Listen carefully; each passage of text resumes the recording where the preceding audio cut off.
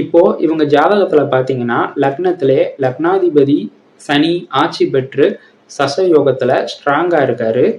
குரு உச்ச குருவோட பார்வை லக்னம் லக்னாதிபதிக்கு இருக்கு. ஸோ இவங்களுக்கு லக்னம் லக்னாதிபதி ரெண்டுமே ஸ்ட்ராங்கா இருக்கு. பாக்கியாதிபதி புதன் இவங்களுக்கு 4ஆம் பாவகத்துல வர்க்கோத்தம பலத்துல இருக்காரு. 5ஆம் அதிபதி சுக்கிரன் ஆட்சி பலத்துல ஸ்ட்ராங்கா இருக்காரு.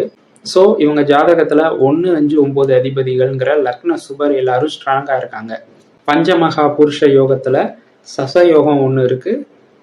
குரு உச்சமாகி கேந்திரத்துல இருக்கிறதுனால ஹம்ச யோகமும் இவங்களுக்கு இருக்கு. இவங்களோட மகர லக்னத்துக்கு ஆகாத சூரியன் சந்திரன் செவ்வாய் இவங்க 3 பேரும் பாத்தீங்கன்னா உபச்சயஸ்தானமான 3ல போய் இருக்காங்க.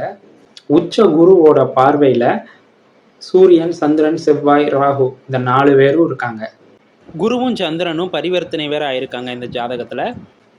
ஸோ இவங்களுக்கு ஜாதகமே ஒரு எக்ஸலண்டான ஜாதகமா இருக்கு.